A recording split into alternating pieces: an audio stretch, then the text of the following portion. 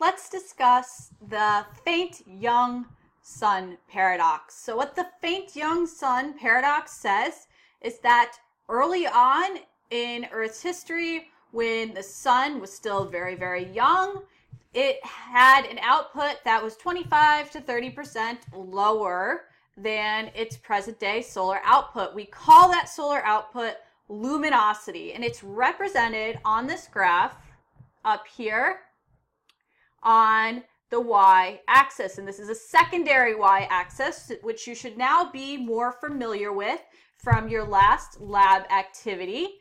And in red shows the percent present value. So Earth was formed about 4.54 billion years ago. So at that point, you can see that it's at about 73% or so of its present value, whereas the luminosity here today is at 100% of its present value.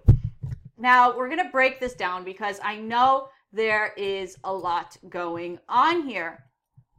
Now, looking at the primary y-axis, we can see the average temperature, or we can see a temperature.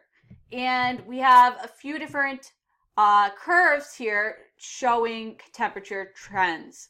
So the black curve shows the temperature expected on Earth if there was not an atmosphere present. So just as we have just talked about with the effective temperature of Earth. So it would be really cold if there was not an atmosphere present. Remember, 0 is the freezing point of water, which is represented by that horizontal blue line.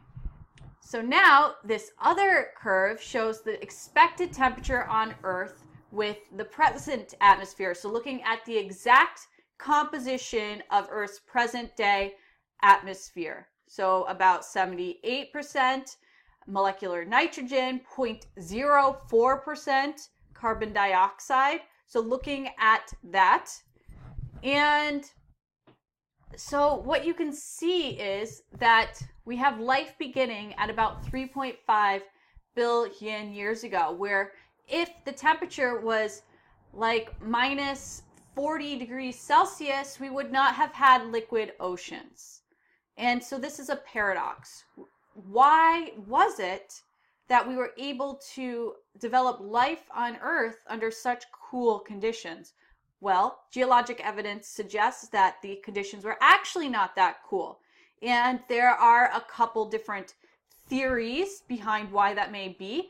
And you will see that in the short faint young sun paradox video, the other one that I have posted. And there are a few different reasons why that might be. And we will discuss them as we go through the evolution of Earth's atmosphere.